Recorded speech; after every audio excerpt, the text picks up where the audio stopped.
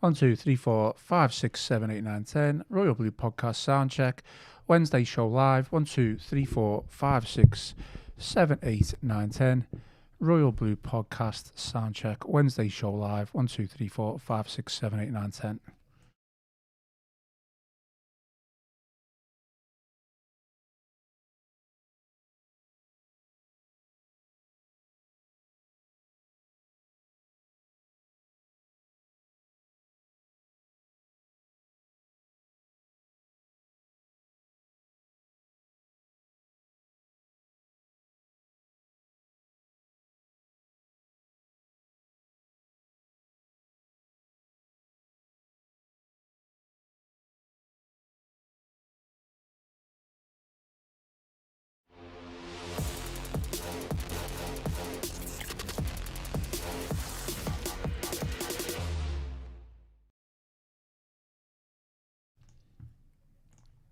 Hello and welcome to the Wednesday show here on the Royal Blue Podcast. We are live on YouTube. I am your host, Ian Croll. Alongside me, we have Tony Scott, who is here to talk all things Everton. To, our things all good? Yeah, very good indeed. You got a bit of a wry smile on your face there. What's that about? Because we're Evertonians and the club's flying at the moment. Yeah. Nothing else, no? Nothing else at all. Nothing else. Ain't coming up, toffees are flying. What more not to be happy about? And I was going to say the sun's shining, but it's not this week, is it? It's not this week. That was last week, but we're sure that it's shining next week. All jokes aside, obviously, I'm sure everyone knows that we are being a little bit funny about the Betto situation, which we will come on to. Of course we will. But I'll be honest, I've never been more gutted to be going for a bevy after the game rather than working and doing a post-match podcast. Not because of Betto. Yeah. I mean, a little bit of that, Everton, because of the game, because of, the win and the performance. So, it wasn't just a win, so it was emphatic, wasn't it? Yeah, it was proper Everton, wasn't it? It was everything that we've been brought up on in terms of being an Evertonian, from obviously Harry Cattock's 1960s style of football, the School of Science, the 1980s style of football from Howard Kendall, and now we watched a proper Everton performance there on Saturday. It was brilliant from minute one, from the coach welcome to the time of the kickoff, the atmosphere outside the ground, inside the ground. It was... If someone was, I'm going to try and word this correctly here. So if someone was to say to you, why do you like football and why you an Evertonian, you'd probably have taken them to that game on Saturday, and they would probably have come out that stadium and thought, right, I understand why you get Everton. I understand why you're so passionate about that football club. That was Everton Football Club in a nutshell, from the day, the night, everything about it, on and off the pitch, the fans, the manager's tactics, his passion on the line, the players, every single one of them to a man were 8, 9 out of 10 minimum. It was a proper Everton Football Club performance. I was extremely proud coming out of Hill Dickinson on Saturday night and just seeing the scenes in and around town. There was obviously sea of blue in the Liverpool City Centre, pre-match, post-match.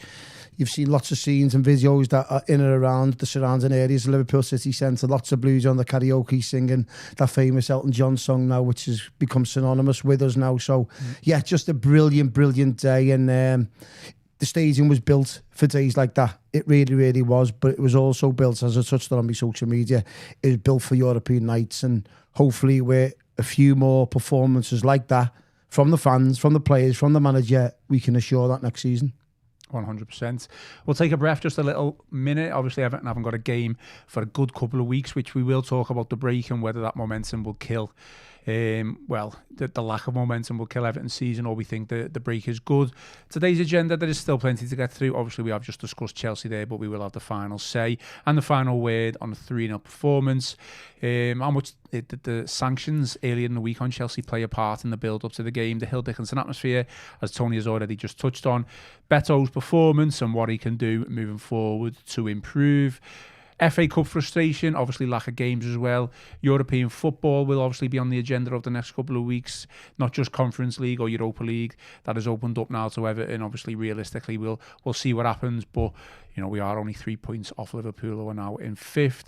Are other clubs feeling the pressure? We've also got Brentford and the Merseyside derby coming up, and I'm sure we'll all relate that into David Moyes, his future, his contract, and his tactics. Before we do get into that, a shout out to our sponsor, NordVPN. We are on board with Nord, and so should you be. NordVPN lets you switch your virtual location, allowing you to save money by purchasing flights, hotels, subscriptions from other countries at a cheaper price. And if you want to watch a sporting event, a TV show, or a film which isn't available in your region, NordVPN allows you to switch your virtual location to a country which is showing the event. So for more information and to get the best discounts of NordVPN, go to nordvpn.com/EFC. Our link will also give you 4 extra months on a 2-year plan, and there's no risk with Nord's 30-day money-back guarantee, and the link is in the podcast episode description box. I mean, so a lot was kind of made up of the build-up to the game, because obviously what happened with Chelsea, ironically, Everton were there, next opponents. Everton obviously had a points deduction themselves.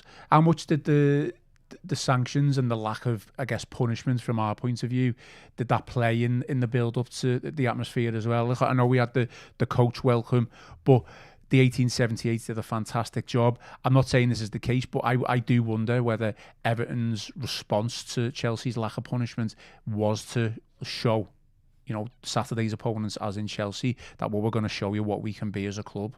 Yeah, I think it had a big effect on the fans and on the both football clubs, in terms of the atmosphere generated, that siege mentality, so to speak, that obviously we had the points deduction and they got the fine. But I don't think it affected the players. I don't think, let's be honest, I don't think was it affect Cole Palmer or Enzo Fernandez, the fact that Chelsea got a fine and a suspension to a transfer. It doesn't affect the players. I think what did affect the players, the Chelsea players, in fact, was the cauldron of noise inside and outside the stadium. And the coach welcome, I'm sure the first team Everton players have went on record several times this week, and they couldn't believe it was just for a normal Premier League game. They could not get their heads around that. I think Betto said that. Just a guy had to explain to him, said, they want to win this match so much. It means the world, and it was just a perfect day. It was the day we actually christened our new home. I'll probably use an analogy as, when you move into your new house and you've just got bits and pieces everywhere and boxes, and you haven't got a sofa, and you're just using different chairs, and you're still waiting for your new couch to come in. And when that new couch comes in, you feel a little bit more like home. That's what it felt like. It felt like, wow, we've arrived in our new home here. It was brilliant. The atmosphere was fantastic from minute one. The coach welcome, as I've touched on there. The players responded. Moyes got a tactics absolutely spot on. What I liked about it as well is that it was an away performance in our own backyard, but with passion, with commitment, with skill, with endeavour, with work rate. It wasn't just an oof up the ball. They played some brilliant football at times. They worked their way around Chelsea, and they let Chelsea have the ball. Let them have it until they got past the halfway line. And Everton, it was a bit of a throwback to a dogs of war approach as soon as they crossed the halfway line. We hunted in packs. Jules Biola, I thought, was fantastic. I'm sure we'll touch on James Garner, it's just a guy for me at the moment. We'll probably touch on it shortly. He's starting games a little bit sluggish, and then in the second half, he's like a different man. Completely, he's getting into it, as we've seen for that interchange, for the interception for the goal for Betto's second. So, yeah, listen, we'll talk all day in terms of performances, but it was a proper Everton Football Club performance, one we should be extremely proud of. And as I touched on there before, Ian, if we get 2 or 3 more of them, I think that will be the difference between us making European football next season or not. I mean, a lot's been made on the transition from Goodison Park to Hill Dickinson. I mean, I guess trying to look at why there's been issues in isolation. I've always said, well, it's the response of the manager and the players on the pitch, which obviously builds the atmosphere in the stadium. I think I'm going to go kind of back on what I said here, but because of the coach and meeting the coach and the players with the arrival and stuff like that, it was a Saturday game. It was R5. It was the first Saturday game at that time in a long time. It was almost the perfect time and the perfect storm, wasn't it? In terms of how things went. So Goodison to Hill Dickinson, is it the catalyst? Can it be the catalyst for bigger and better things at home? Because it has been a struggle this season, but again, it was a struggle at Goodison as well. It's not like it wasn't poor there. Well, we've won more games at Hill Dickinson this season than we did at Goodison last season. So that proves that I think a lot said about Goodison in terms of the crowd's on top here. It's a tough place to go, but the last 4 or 5 years, it's been a walk in the park for the majority of opposition teams. We won 5 games there at Goodison last season. I think Moyes won 3 of them in the back end of last season. The Tottenham game springs to mind straight away, and obviously the Southampton on the final day. So yeah, I think a lot's made of that transition, and it's been difficult. Don't forget, I think the opposition helped us big time. If we would have played a Burnley at home or a Wolves at home on Saturday, it probably would have been a little bit more difficult to break these teams down, which we've seen all season.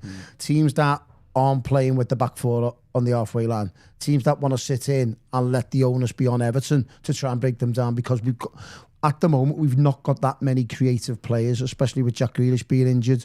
A lot of onus is on Illiman and I and Jude Bjork with his endeavour, but apart from that, there's not much creativity in the team. So that's why when teams, the likes of Burnley and Wolves and all these teams that have come to Hill Dickinson this season, we've kind of struggled, just been a slog, because they're sitting deep and the onus is on Everton when they've got possession of the ball to create chances and break teams down. Whereas when Chelsea come to town on Saturday, they were defending on the halfway line and Everton were just going bang over the top. If you look at Everton's 3 goals, they're all very identical.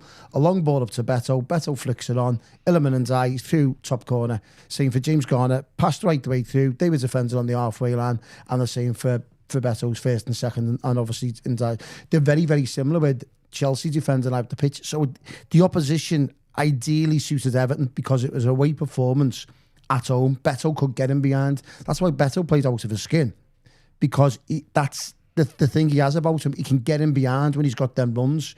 Whereas if Chelsea would have sat deep, Betto would have struggled.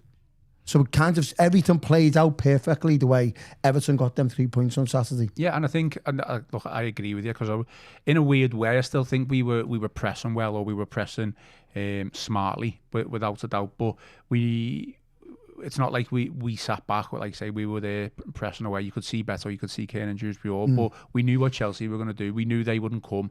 That's not their style. Their fans would be annoyed if they just came to any stadium and sat back. So there was always going to be that space in behind for the attacking players to run onto. And again, we will come on Betto. I'm going to have a little bit of fun with it, because anyone who's watched this podcast has known I have backed him.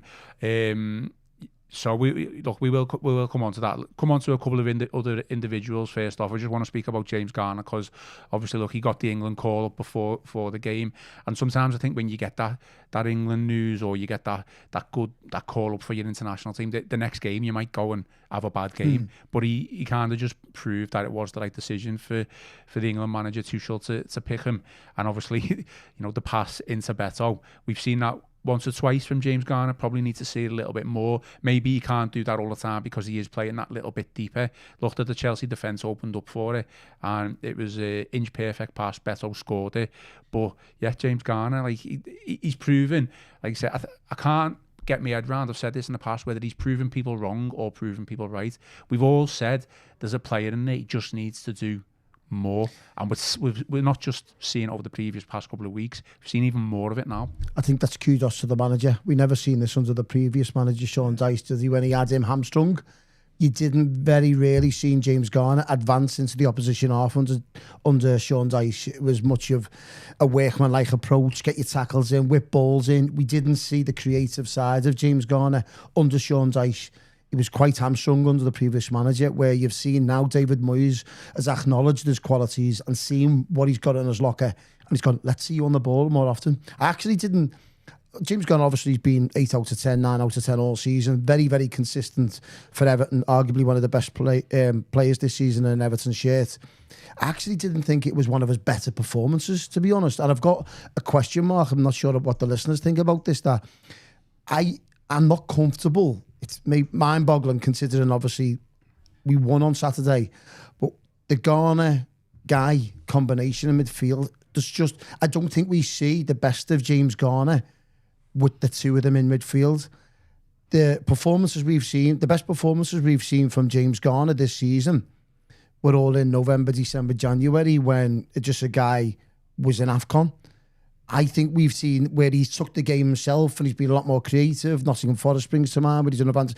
Them games where we've seen the best of James Garner, we thought, wow. And then when guys come back, don't get me wrong, his performance has always been top notch, but when he hasn't been there, he's been on a different level completely. So it'll be interesting to see if the listeners disagree or agree with that one. And I think that it's just the working ever so well, don't get me wrong, and I'm not having a go, far from it. It just doesn't seem to have that quite the same balance. I think sometimes they can get in each other's way. And what I mean by that is that who's playing in a 6 and who's playing in an 8. It's difficult to see. If you look where it's just a guy won in the interception between Fernandes and gave the ball. He was more of an 8, where Garner was a 6. And if they're communicating well on the plane like that, great. I just think there's a problem when Everton are trying to break a team down. We've seen a lot of frustration this season at Hill Dickinson when the two of them basically bumped into each other's way. We've seen a little bit of carnage in Everton's midfield when they've been left wide open, when there's no communication. So it's just food for thought there, but I think the opposition suited that big time on Saturday. I can't believe the naivety that Liam Rossini had there in the Chelsea ranks. All they needed to do was sit deep, and that Garner pass doesn't come. It's simple. Chelsea up on the halfway line, a fantastic ball from James Garner, and Everton 1-0 up. And then they're still pushing out the pitch, and I'm going, and not once, I just think many Evertonians inside that ground thinking, I don't think Chelsea are going to score. If they're going to score, it'll be from a Walesy from Cole Palmer, put one in the top corner, or a mistake from our behalf. We had them at arm's length because the way they played just suited Everton to an absolute T. We also had Jordan Pickford in goal as well, so yeah. they're never getting past him. Look, I think, I've said the same about the Garner-Gay duo and double act. I think Moyes was asked actually in his pre-match press conference for Chelsea, what is James Garner's best position? And I think we can all see that he's predominantly played as a number 6, maybe a little bit deeper this season when he's not been playing left back or right back. And the fact that Moyes said that he should be a little bit more advanced, I was questioning in my own head, so why aren't you playing him there? Do you know what I mean? And I do think that the midfield balance between the pair of them, I think it's not quite there. I think since Gay's come back from AFCON, I think there's been a little bit of fatigue, his form's dropped, but over the past, say, 2 to 3 games, his form's definitely come back. If they can have that, togetherness and, play with each other, you're the number 6 for this moment in the match, you're the number 8 for this moment in the match, kind of like what we did see against Chelsea. I'm all for that. I don't know whether it's something that Moyes would continue on till next season with the other players that we've got in the squad, and we probably do need another central midfielder as well, someone with a bit more physicality, someone who's got that bigger presence. So it will be interesting, but let's look, it worked. The opposition helped, didn't it, in terms of, because we've seen this season. Yeah. But we've seen both of them being overrun time and again, and it's easy to talk glowingly about them now because we've just won 3-0. Garner picked out an inch-perfect pass. Gay pressed from the front. He was the most advanced player and got the assist for the Betto goal. So it's so much easier for us to talk about that. It's the games against, say, like a Wolves or a Man United or a Bournemouth, even a Leeds, where we've dropped points on the midfield, you can clearly see as being overrun. Do you know what I mean? So I think there's food for thought on what the best midfield balance is and midfield combination, or as a trio as well, with Kane and Dewsbury all there. So Moyes has said James Garner he sees him as a number 8, so it'll be interesting to see if he starts pushing him a little bit further forward, and I think there's scope for that, certainly with the pass into Betto. Should we talk about Betto? Yes, why not? I mean, look, I want to hear your thoughts. I'd like to say that you're going to give him some praise, and before you do go on to it, I think I've defended Betto a lot this season, even when he has played poor. I think I've said, look, there's been times where he hasn't been good enough, but for me, I look at it as, I'm not going to just put that all down on the player. I think it's down to the manager sometimes and how he set the team up. And I know people are going to come to me and go, well, the manager sets up in a certain way, but so did the opposition. It's like you've just said there. Chelsea, they push forward, so they let space in behind. If you come up against the Wolves, a Burnley, a Leeds or whatever, they're probably going to sit a little bit deeper. So it is a little bit harder for a likes of Betto, where we know his strengths are to run on the shoulder of the last defender, running behind. And for me, he can finish. Look, he's not a world beater. There's no question he's not a world beater. I'm not saying that. Is he rough around the edges? Absolutely. But play to his strengths, give him the right chances, and he'll score goals. That has always been my argument. Is he the man to take us forward next season, the season beyond? Probably not, no. I think if we get into Europe I think there's an argument to say, well, could he be the second, third choice striker? Imagine him against some of the European defenders who play a high line. He could get in behind every single time there and score goals. So that, for me, to sum up as what has been my defence of Beto and my arguments of him throughout the entire season. But I think we saw, look, it's just one game, but we saw a little bit more to his game against Chelsea. The physicality that we always know has been there. He ran the channels, he closed down. We know he works hard, he never gives up. But I felt like he did hold the ball up a lot better. Room for improvement, I don't know. But come on, give him some praise. No, listen, I'm willing to... There's a big slice of humble pie there coming my way. I thought he was absolutely fantastic on Saturday. He really was. I thought he was everything that he sums up the spirit of Everton's overall display, really. He deserved his man of the match award. It kind of, again, as I touched on there with a lot of players, James Garner, then it helped him the way Chelsea played. Yeah. So when he struggled this season when the onus is on Everton to attack teams and create chances. So with Betto playing in the side, it's horses for courses. When you're playing against the high line, it suits us perfectly. We played Newcastle a couple of weeks ago. He was probably arguably the best player in an Everton shirt that day when Everton won the game. And then when we played Arsenal, he played ever so well against Arsenal, tired legs. Then we played Burnley at home and he struggled. So then we played Chelsea with high line and it suited him then. Yeah. So you can see it's a pattern, isn't it? It's a pattern. So his game intelligence is that he's only got one way of kind of playing when we're playing against teams who dominate possession. So we need to think outside the box here. What do we do when the onus is on us? Maybe when we're playing Sunderland at home, our last home game of the season, dare he plays? Because what's the option? Because Sunderland's going to sit back, as they did in the FA Cup this season. Everton struggle, where he'll probably thrive in the derby at Manchester City, because they'll be up the pitch. So he's a shoe-in for that. You remember last season when he done Van Dijk? All the time. So he's going to thrive in them situations when there's lots of space in behind the defence. But the problem is that when the defence sits deep, he's sitting in no man's land because he hasn't got the game intelligence to make runs or come deeper. But to be fair to him, on Saturday, everything I've said and questioned about him, he done it in abundance. He really, really did. I thought his older play was fantastic. He was winning flick-ons. He made use of himself. He was winning second balls. He was running the channels. He got a little bit fortunate with the second goal, but fair play to him. He hit the target. The goalkeeper obviously helped him. But I thought he was absolutely fantastic on the day. Fair play to him. I'll have 7 more slices of humble pie coming my way from now to the end of the season if he can perform like that. I really will. But what we've seen in the previous, 91 games in an Everton shirt, that's been his best, and we haven't seen that in the 90 other appearances, have we? What just on that then, what would you do? Like we've said, there's a pattern of when Betto plays well, and there's a pattern of when he doesn't play well, and it's because of what we're saying about the teams that we're coming up against, and they sit back. When you come up against a Burnley, let's use them as the example, where we knew they sat back again at Hill Dickinson Stadium the other day. We ended up winning 2-0.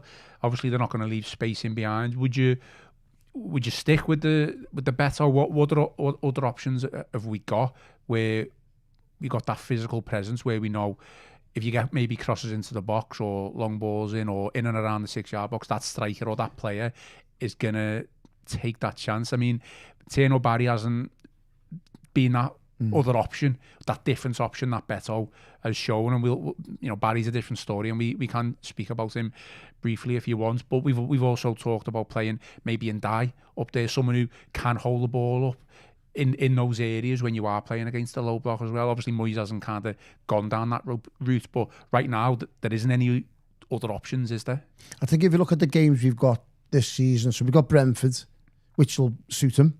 How many times have we played Brentford away from home, but he's been 3-1 on one. He's we know the Brentford owner likes him. We can buy him in summer if you want. No, jokes aside, so it'll probably suit him when we're playing Brentford. It'll suit when we're playing Liverpool. Certainly, Liverpool will be high up the pitch. We'll get in behind. It'll suit him when we're playing City. We've got Crystal Palace away from home as well.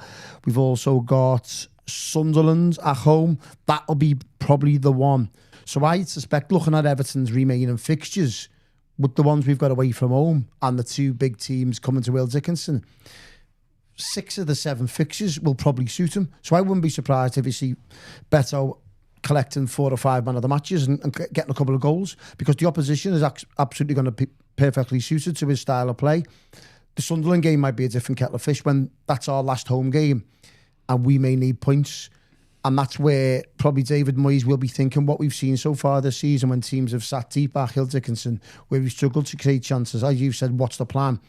I've been a big advocate of maybe pushing Ndiaye furthest forward, but we're leaving a gaping hole on the wing. We haven't got Jack Grealish in there, so to help us out. So if Jack Grealish probably would have been fit, there probably could have been an argument to have pushed Ndiaye in there and maybe switch McNeil over or whatever, but we haven't got that. So it's a kind of, what do you do to get numbers in the box to support Betto when we're struggling at home against these lesser, so-called lesser sides? Do you really need 4 at the back? Why not play with 3 centre-halves? Because we matched, was it Crystal Palace or Leeds this season to a certain extent when we were out the game. We went 3 at the back. I think it was Brentford, in fact. We were getting beat, or Sunderland's game escapes me, where we were getting run ragged. And next minute, I think Moyes went 3 at the back and went 2 wing backs. And we kind of got back into the game really well. So I wouldn't be surprised that Sunderland game, I think Moyes will probably go with the tried and trusted.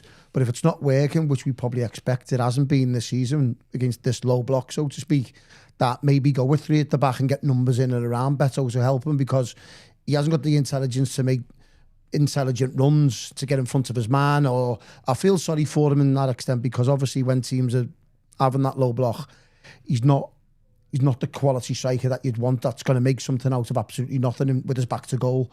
So can we get the numbers in around? Do we need just a guy and a James Garner as a 2? Why not just have the 1 if we're playing against the low block? So there's options there for David Moyes when we're playing them lesser teams like Hill Dickinson. But looking at Everton's remaining fixtures, the 6 out of the 7 teams we play will probably suit Betto. So I wouldn't be, if you're into your fantasy football, I wouldn't be surprised if you'd be putting them in there. Another purple patch on the cards potentially. I mean, let's face it. I know we say it's one game, and the Chelsea match is just one game, but Newcastle, he played well. Burnley, we didn't score, but 3 wins out of the last 4 games now, and I thought he did okay against Arsenal as well. Yeah, he did. So, yeah. Tough afternoon for everyone there, but we know what the first half performance was like, and I thought he was unlucky as well there. So just a quick word on Tierney Barry, obviously got to mention it. So look, I'm not a fan of, I wasn't a fan of Tierney Barry's social media posts, but I'm also not a big fan of booing him when he comes onto the pitch as well. I don't know whether you heard it, but I certainly heard it. Yeah. I know we went down there was reports and people say he went straight down the tunnel after the game. I'm not necessarily defending him on that, but I just don't really like the booing of an Everton player when he's wearing an Everton shirt at home.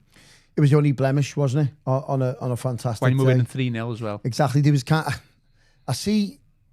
Listen, do you boo your own player? I think nearly every club as supporters that have booed one of their own players. Doesn't matter if it's a Liverpool supporter. I think didn't he boo Trent last season? And at Manchester United, it has happened in lots of circumstances up and down the Premier League and obviously lower leagues. But it just doesn't. I don't know. It's not going to help anyone. I think maybe fans have got their little vent and anger after what happened at the Emirates last week, and let's just put it aside now. It should be put to one side. I'm more interested in what Thierry Barry does on the pitch, to be honest. If he wants to post whatever he wants on social media and run straight down the tunnel, does it help team bonding and spirit? Probably not. I thought it would have been good of him to have obviously celebrated with the team. Doesn't matter if he's been on the pitch for 10 minutes or 50 minutes. It probably would have been nice for him to see their celebrate, especially in the manner that we've just beaten Chelsea on a special day. But if he wants to go down to the tunnel and he's probably upset, don't forget, in his world, he's a young striker, come to the Premier League for the first time. He's been asked to play in an unfamiliar position. And what I mean by that is that he's playing up front on his own. And he's never done that for Villarreal. He's been asked to do that. He's been like a fish out of water all season. He's had his moments. He's had his bad moments. And he's still learning the physicality of the Premier League. We've seen glimpses of what he's got. We're also seeing the other side to his game where it looks as if he's disinterested in the game. So I see both arguments to it. I think it's just been best putting aside now, moving on, and I want to see him for the remaining 7 games of the season. When Betto starting, I want to see him for maybe 20 minutes, whatever it is, work his backside off in terms of making something happen. So if we're struggling, if we're holding on to a 1-1 in a big game, or if we're winning, I want to see him work his backsides off and try and get us a foul, get us off the pitch. Them types of moments that will get us European football next season. So while he's still an Everton player, you want to see him work to as best as he possibly can. I don't think the booing helped anyone, but if it obviously helped a few Evertonians vent their frustration for a week, so be it. It's best to put aside now and let's move on. Okay, I'll just look at some of the questions that have come in before we move on to the next topic. So Brian Burns says, why are you both dressed in black? We've just won. I'm in navy blue. Yeah, I was going to say, so I am in black. To be fair, on our stream behind the camera, it does look black. It does, yeah. But you are dressed in navy blue. I'm in navy blue. I can confirm that. So it's not, we're not in mourning. No, I'm proud to wear blue around the city at the moment. Yeah. So Eltel says, I said for a long time that as a player in Betto, and you can see massive difference and improvement in his touch, his hold-up play, his game and his knowledge. He's getting better, and if he plays like that every week, wow. As we touched on, it is all sorts for courses, isn't it, with Betto and the style of opposition that we're coming up against. As I said, 6 of the 7 opposition will probably suit him fine.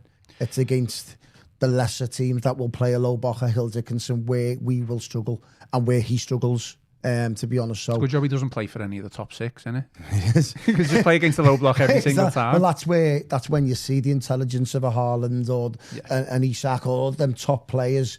They can get a goal out of absolutely nothing. They can work themselves around a low block, and that's where you see the intelligence and the quality of strikers. No, 100%. And look, I said this to you last week, didn't I? And I still stand by it. I think sometimes there's got to be an element of your striker being able to hold the ball up to take pressure off you. I'm not questioning that, but sometimes there's just too much of an overemphasis on that, and you could see with that James Garner pass. Can you imagine if Beto's got his back to goal and James Garner passes that to him, and he's like Chelsea players around him? He probably loses it, doesn't he? James Garner got the quality and the foresight to play that ball, behind the Chelsea defender, and Beto's running onto it on the shoulder of the last defender.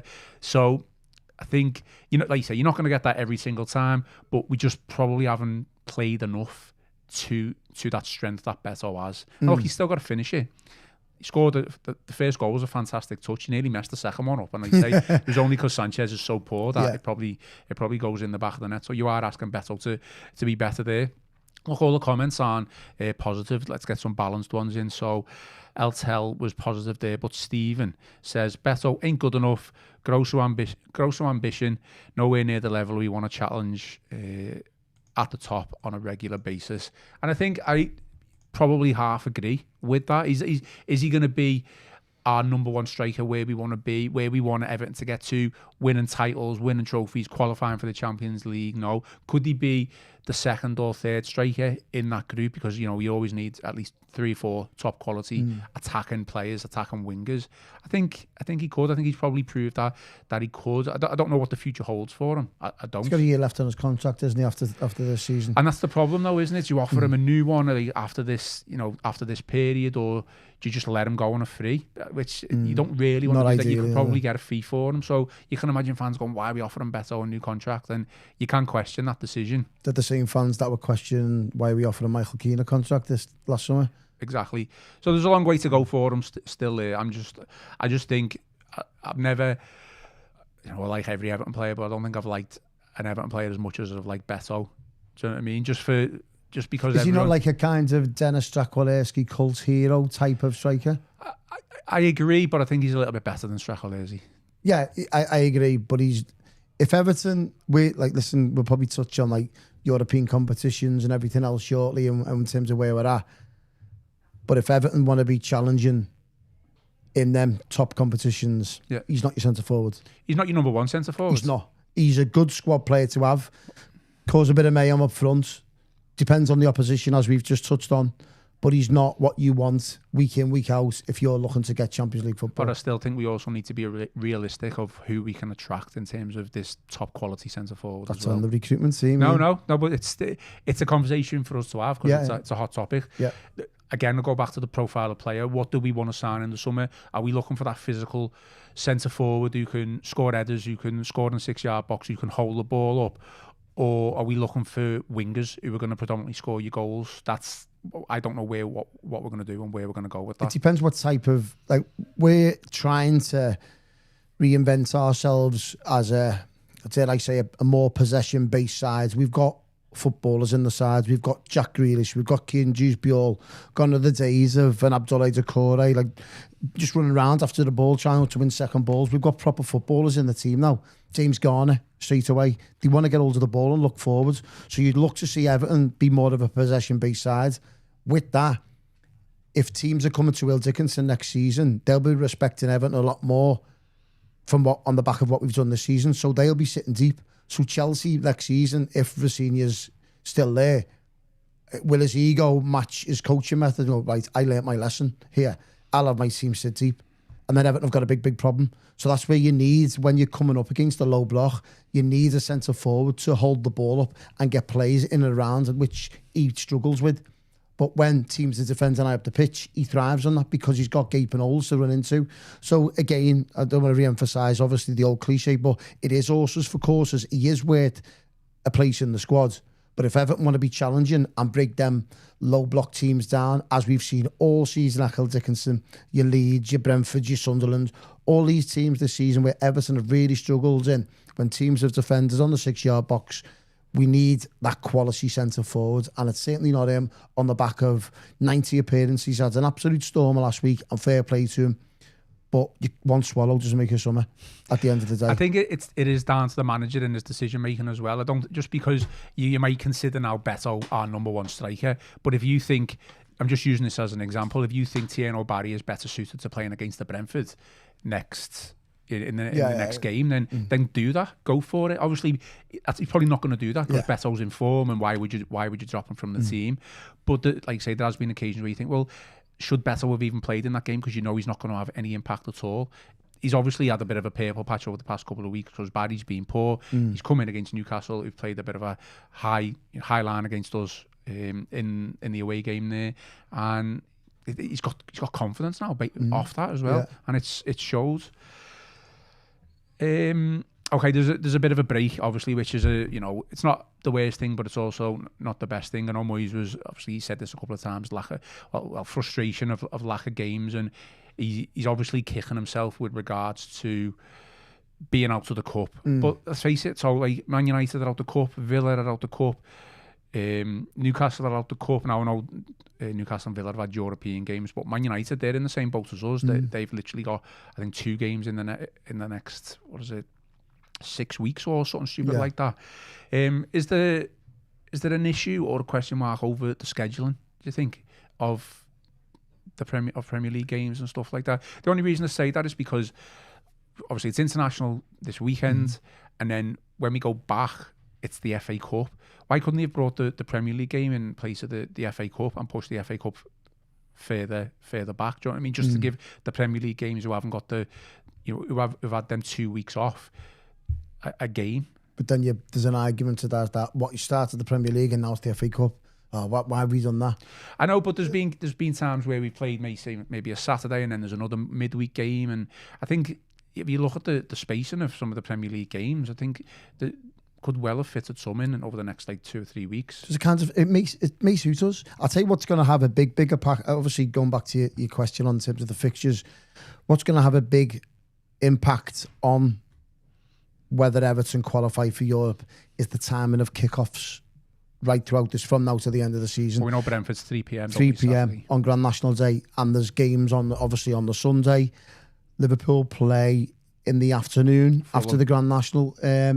So all these games are 5. So if Everton, if Everton would get 3 points, obviously at same points as Liverpool, the effect that has, putting pressure on Liverpool at home, and obviously Chelsea have got some horrendous fixtures coming up.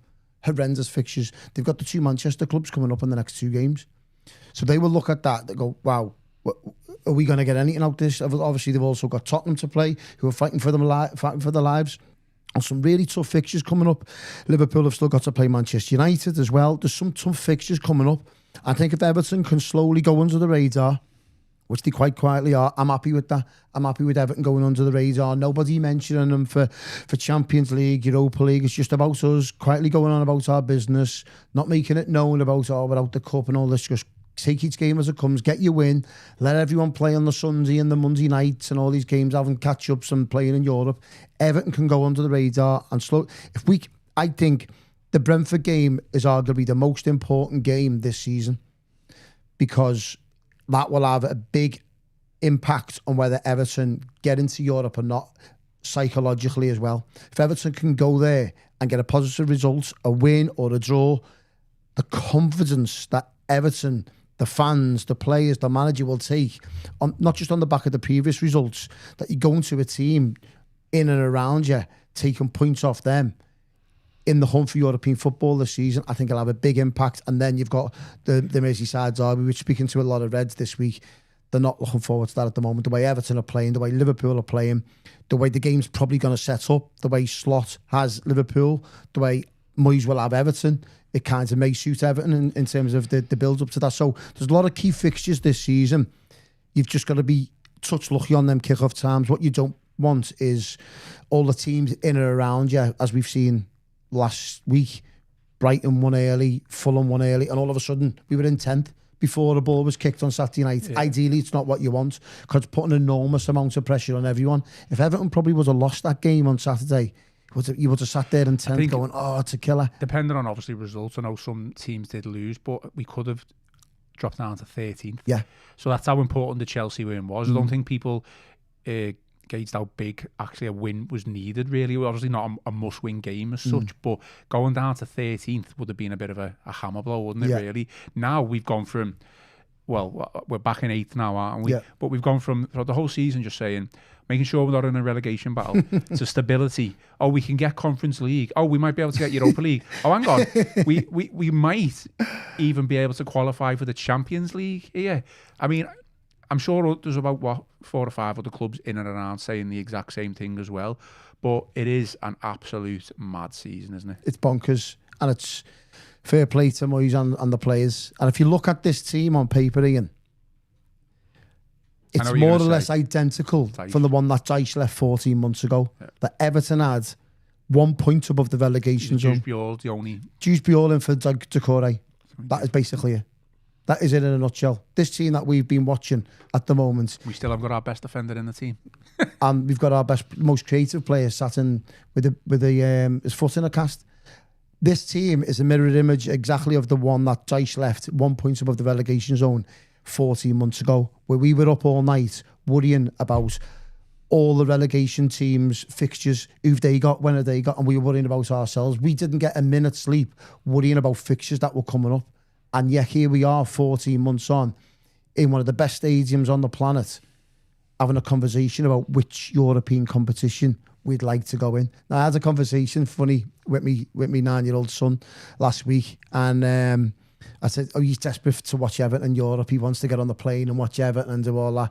I said, hopefully, son, hopefully we can do that. And he said, I want a conference, Dad. I want to get in the Conference League because I've got a better chance of winning that. I said, wouldn't you like to dream of getting in the Champions League, lads? And he went, no, conference, I want to see. We've got a better chance of winning that. And then when I explained to them, just think about like Mbappe, Bellingham, Harry Kane in the Champions League, Hill Dickinson, and his eyes lit up. He went, oh, maybe then, mate. And he started getting giddy. I'm sure all Evertonians have had that little bit of a little dream in the past couple of weeks thinking, hang on, could this happen?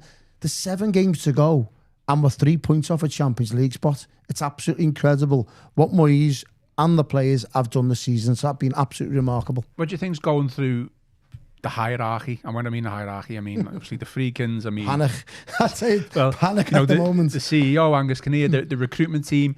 Again, I go back to, we've gone from stability. Let's go for stability, and we've even questioned on this podcast ourselves. Do Everton actually want Europe? Obviously, as fans, it's a no-brainer. We absolutely want Europe. They've gone from potentially a summer of, well, we need to buy players for Conference League, make sure we get enough quality in, but also squad depth. Obviously, Europa League as well, you're going to need maybe extra quality for that. But if Champions League's on the cards, don't get me wrong, it's a positive, and granted, you might be able to bring in a better quality of player, but there could be huge pressure if we end up getting Champions League on what type of quality of player that we bring in, and on squad depth as well. I mean, it's all... You know, it's a lot to think about, isn't it, at this moment in time? And I don't want to jump ahead, but I just wonder what's going through their mind now. One thing they do need to be having conversations about is what's going on with the other club in Italy as well. I've seen a couple of tweets because suggesting obviously Everton and Roma cannot participate in the same European competition. We've seen what happened to Crystal Palace last season. So you're hoping that work has gone on behind the scenes with the Freakins. Just hasn't been revealed. It hasn't. And surely you wouldn't be naive enough to have foreseen what happened with John Textor last season with Crystal Palace to understand, let's look at where Roma are. They're in a Europa League position in Italy. The only issue is that, again, they shouldn't hopefully be that naive, but Roma were in a prominent positive Champions League position in their league, and they've then gone and won 1 in 5, and they've dropped down to a Conference League now. Yeah, so they won't have... Nobody predicted Everton to be in this position at the start of the season. No. Nobody thought it. But we know the deadline to do anything to be March compliant. the 31st, was it? It was March the 1st. March the 1st, sorry. So they had to meet... Surely they must have looked at the league come March the 1st and gone, there's a good possibility of this. Because I don't think that if they thought there was a possibility of Everton getting into Europe in January, they would have had players in January when we needed them, with AFCON, when we had the injuries to obviously Kieran Dewsbury, etc., when we struggled on our full-back. You initially would have thought that there would have been 1 or 2 bodies in there, but we never seen that through the whole of January. We've seen Tyreek George come in, basically because Jack Grealish was injured. That was that in a nutshell. Yeah. So if they... barely played anyway. He hasn't. So I judge them from their ambition in that transfer window. They probably wouldn't have foreseen David Moyes and Everton getting these points up on the board, pushing them to a European tilt. Now, they're probably looking at it now going, well, hopefully, in the 1st of March, they've done what they've needed to do in the background in terms of making sure that it's not a disaster for Everton in terms of which European competition they go in terms of competing with Roma. But it's a nice headache to have, one headache that we never, ever imagined in our wildest dreams this season. We probably all would have took 12, 13. Listen, Everton may finish 10th. They may do that. But if they finish in the top half this season, they've had a fantastic season, considering the nightmare we've had in the past 5 years at Goodison. It's been hell, hasn't it? Going through, looking at Leicester's fixtures and Burnley's fixtures and Sheffield United's fixtures, and all you've been up all night having payments, and you're going, We're looking at Liverpool's fixtures now, Chelsea's fixtures, Brentford. We're having conversations about Chelsea's next 2 fixtures, who Liverpool have got. And while we're not fearing anyone coming to Hill Dickinson, it's absolutely madness. And again, fair play to everyone, Everton Football Club, for making this happen. Yeah, I mean, that Roma issue, I did kind of flag that on my Twitter a week or so ago, but I've seen a couple of tweets. There's no official confirmation because the club haven't come out and said anything. But they don't need to yet until it actually happens. Maybe if it gets to Sunderland at home or Tottenham away on the last game of the season and the end of May, then we may need to see some kind of communication, because listen, Roma could drop off, Everton could drop off, and then Everton don't need to come. It's all irrelevant. So I think what we need to do is just hopefully have the faith that the owners and the people at Everton Football Club will have done what they have needed to do in case Everton and Roma clash in the same European competition, because obviously, as we know, that can't happen. So, a bit of a quirky one here for you, which has obviously been doing the rounds over the past couple of days, is that UEFA have confirmed that the team finishing 7th in the Premier League this season could qualify for the Champions League next season if Aston Villa win the Europa League and finish 5th or 6th in the Premier League, and Liverpool win the Champions League and finish 5th or 6th in the Premier League. So there's obviously this big question going around as well. Would you take Liverpool winning the Champions League if it meant that Everton finished 7th and qualify for the Champions League? So I guess the question is, would you take it? I will be in Budapest with my Liverpool hat on. If that's the case. 100%. I think days are gone now, as us as Evertonians, from what we've had to endure over the past 15 years here, that we're watching across the park. Obviously, it's not. We can't say that anymore. But over the last 10 or 15 years, we've been more worried and concerned about what they're doing more than our own. Where now Evertonians are more fixated and concentrating on growing Everton Football Club as a club. Got one of the best stadiums in the world on the banks of the Royal Mersey. It's unbelievable. And now we're in a better place off the pitch. We've got a very good manager. We've got a cracking bunch of players. Just need to add extra bit of quality. We need to be more fixated on our own ambitions. And if that means Liverpool winning the Champions League, so be it. We need to worry about ourselves growing as a fan base and as a football club. We, in the last 15, 20 years, Liverpool have won every trophy there is to win since we've last won one. We've had to draw the curtains when there's been fireworks going off, when they've had to do parades. That's what we've had to been brought up with in the last 10 or 15 years. So would Liverpool winning one Champions League have an effect on us? No, because we'll have come good out of it. We need to concentrate on ourselves as a football club. So if Liverpool win the Champions League and Villa win the Europa League, and that means us that we get into the Champions League, I will gladly take that all day long. If we're watching Champions League football at Hill Dickinson next season, all day. Can you see it anyway? It's obviously a long way off. Liverpool. I can't see Liverpool win the Champions League anyway, to be honest. I think PSG will knock them out over 2 legs. So I'll I think it'll be all academic. It'll be all academic. Liverpool will not win the Champions League. Do you know what? I've read up on this quite a bit and I still can't find the answer to it. So if anyone in the comments can enlighten me, or Tony, whether you can enlighten me. So the UEFA have focused on Aston Villa and Liverpool winning the trophies. I'm finishing outside the top Champions League spots. But Arsenal are the only other, one of the other English teams still left in the Champions League. Yeah. Why, if they win the Premier League and the Champions League, does that place not go down? Because they've already got that Champions League spot by finishing in the top 4, haven't they, winning it? Yeah, but then, so who gets the Champions League spot from winning the Champions League then? Well, you'd only, it go from winning the trophy. Yeah.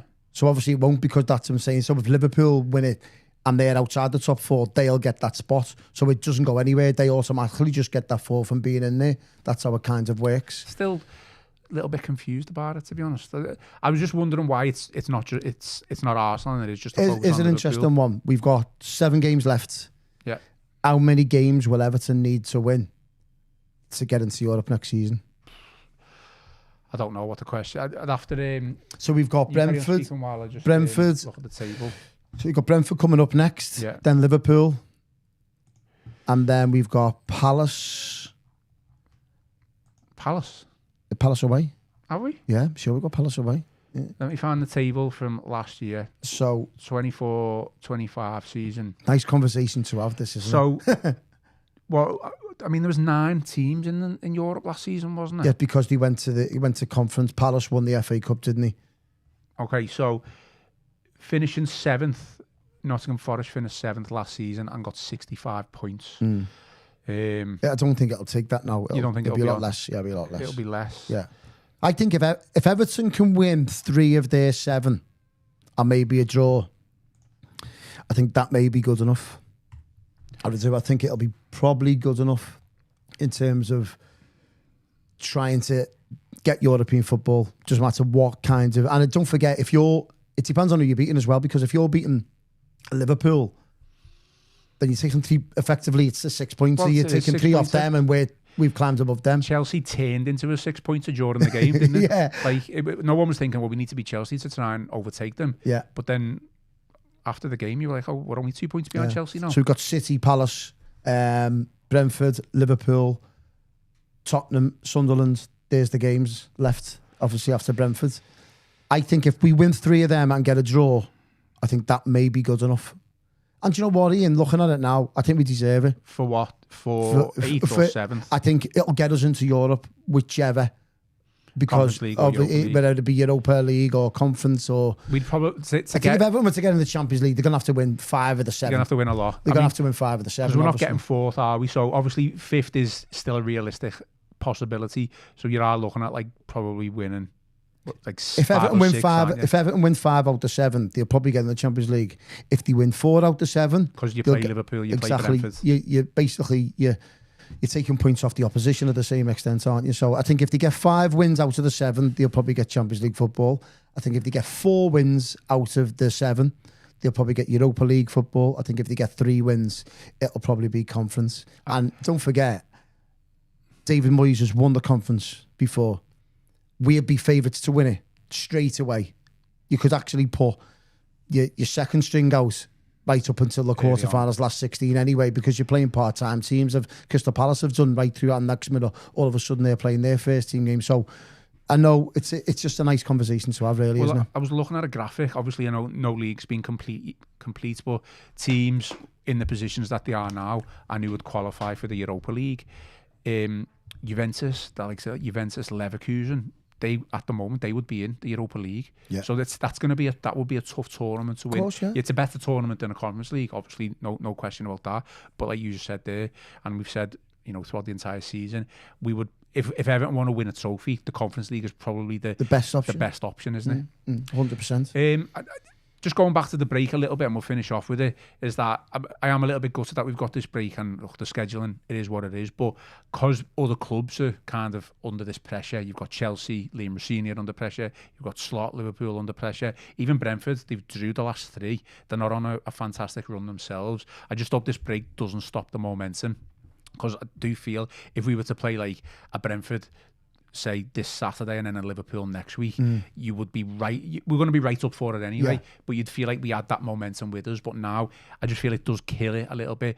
And we've seen time and again this season where Everton have maybe won 1, they've won 2, but then they've gone and lost another one, like the one after that and the one after that. So it is, look, a draw against Brentford's not the worst result, obviously, but then it means that you might have to follow that up with a win against Liverpool then. Well, look at it on the flip side of it.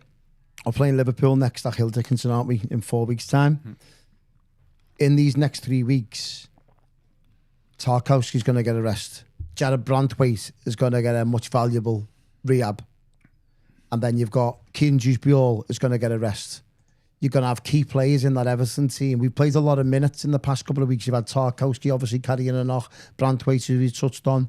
Dewsbury, obviously, he had an injury. He's been pushed it right into the side straight away. You've got Jacob Bryan's going to obviously have a rest. You've got to have, obviously on the wing, Dwight McNeil, so you're going to have key players who played a lot of minutes in the past couple of weeks, having a much break. Great for them. Go and get a bit of sun on your back for the next couple of weeks, and then get yourself a refresh for the next 7 games. Whereas in Liverpool, none of their players will be getting a rest. They'll be going all over the world. International breaks, etc., etc. Cities, all these teams that are in, you've had lots of minutes in the Champions League. Obviously, momentum's down already for them. I think it may help us in the long run. I really do. I think it's a nice... I know momentum's a great thing in football. Lots of managers and players will tell you that. If you looked at a lot of players' Instagram pages over the last week or so, and from an Everton perspective, they'll go, much needed 3 points, see it after the rest, see it after the break, blah, blah, blah. They may need that because there's been a lot of games coming at us. And Everton, I know they basically go through the same 12 or 13 players. Moyes picks the same 12 or 13 players week in, week out. He doesn't really like a big squad to pick from. So it may suit us this break, to be honest. And you never know. You may, as I said, opposition teams, all of a sudden over the international break, may get 1 or 2 injuries, and all of a sudden you go, hang on, well, it's kind of helped Everton there in terms of the opposition. So, yeah, it may benefit Everton in terms of their minutes. Tarkowski, Brantwaite and Dewsbury, I think it'll definitely benefit them, and they're key players for Everton in the running, aren't they? Do you know, we are the team in the Premier League who's used the least amount of players this season. Do you know who's 19th? Just after us. Oh, I would say... It's going to surprise you, completely surprise you. Crystal Palace? Liverpool. Is it? Liverpool are 19th with the amount of players that they've used. The squad they've got, that's surprising. Do you know who's top? Who's used the most amount of players? I mean, this is a graphic that I've seen, so I'm verifying it. I think it was on Sky Sports, to be honest. Okay, so let's see. Who's got a big squad who makes changes? Chelsea? They were up there, but they're not number 1. Who's got a really big squad to pick from in the Premier League and makes lots of changes? Someone in Europe. It's going to surprise you. Are they in Europe? I'll give you a clue. They haven't been in Europe now. Wow, someone like Leeds then. West Ham. Is it? Yeah. So I think based on that, it doesn't matter. Obviously, having a big squad probably does help in terms of fatigue and being able to swap players around. But it's using the right players at the right time as well, isn't it? Yeah. And they've had manager change this season, haven't they? Yes. So a manager may have just binned 2 or 3 players completely and gone right. I'm surprised I bet you Nottingham Forest are up there, surely. I can't remember what the graphic was, but sure obviously Forest I think West Ham have brought a couple of players in January as well, so that's probably... I'll tell you what would be interesting. Obviously, we'll probably talk about this in next week's episodes. That key game at the end of the season, Everton versus Spurs. Let's not get ahead of ourselves. I mean, I don't hate Spurs. I don't dislike them, but I am fully invested in them getting relegated. Everyone is. And do you it's know just for the story, exactly, for the narrative. And what was your narrative towards the League Cup final? Who did you want to win? Wasn't really fussed, to be honest. Probably would say City, like. Yeah, and it's mad because obviously City have dominated English football for the past 10 years, won everything. And considering obviously they've got still them charges hanging over them and everyone's sick of them winning stuff, majority of neutral supporters still wanted City to beat Arsenal. It's mad that, isn't it? And I wanted City to win. You'd think that we should want Arsenal to win because of the Arteta link, but I feel like I've got no love. Yeah. And I don't enjoy watching. When I'm watching, obviously as a neutral, you're sitting there on a Sunday or a Monday night, I enjoy watching Manchester City more than I do Arsenal. And considering the wealth of talent Arsenal have got, I said, I can't watch, this is bad. This shouldn't be happening. Do you know what I mean? So I think a lot of neutrals are absolutely getting behind City winning it, which is nice to see. My honest answer is I genuinely didn't really care. If Arsenal had won it, then fair But enough. it just goes to show, obviously, we're all disappointed about being knocked out of the League Cup and FA Cups, but as I touched on, 9 times out of 10, the big teams with the big squads are going to end up in the finals 9 times out of 10, and we haven't got that. We haven't got that squad to win an FA Cup or a League Cup yet. We just haven't got it. I think we had this conversation the other week or a month or two ago where I said how hard it actually is to win a domestic trophy. Oh, yeah. Fair play to Newcastle, Crystal Palace, 1 or 2 other teams who've done it. We should have done it 100% over the years. Over the last 20, 50, yeah, obviously the Chelsea years, one was the big letdown, and then the Liverpool semi-final. But then again, you're coming up against a Chelsea side that had Lampard, Drogba. Exactly. And I don't think we had Yakubu, Jagielka or Arteta in the final.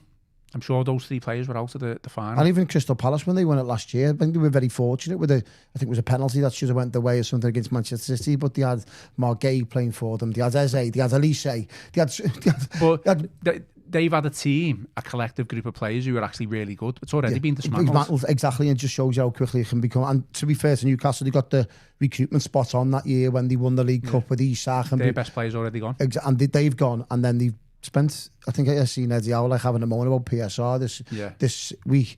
They blew 200 million last summer on Walter Mader and Alanga and everything else. You're going, well, you can't moan there when you're blowing 200 million on players that aren't good enough yet. Playing devil's advocate a little bit, I agree with you completely, but I think the argument could be, well, the likes of Newcastle, maybe the likes of Everton, I don't know, Villa, those like put those maybe teams on par because obviously they've been quite successful and maybe we haven't. But in terms of breaking the glass ceiling, I think this is an interesting topic, is that clubs like us, we can't afford to make mistakes. Yeah. Whereas like maybe City can, United. If you've got that Champions League, you can get around it. Yeah. Do you know what I mean? So it's you can splurge all this money and then you can, like a year or two, you could sell that player and then you could restart again. I think maybe that's in Eddie Howe's defence a little bit. I think I don't know what he's got a lot of credit in the bank, to. isn't he? He's got a lot of credit in the bank there. I think some Newcastle fans have become entitled, to be honest, winning a trophy and now all demanding all this stuff. Don't get me wrong, they probably had a poor Premier League season to their standards of late, but you know, they've had a good run in Europe as well. I think a comment just come in and said, Tony, 3 points at Brentford and 5 winners on National Day. What are you going to go with? I wish. It's funny because there's a lot of guys who will be arranged here involved in the racing media.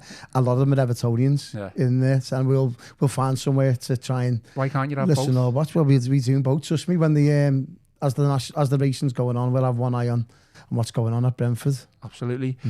Okay, that is all for your Wednesday edition of the Royal Blue Podcast. Please remember to give us a like and subscribe to the channel. Drop us some 5-star reviews on Apple and Spotify. Just to let you know, we have got a show on Friday that is, we've already recorded it. There is a special guest coming in. I won't name him. He's a football club owner. That's all I'm going to say. Okay. So keep an eye out for Friday's show. I've been Ian Croll, joined by Tony Scott, and this has been the Wednesday edition of the Royal Blue Podcast.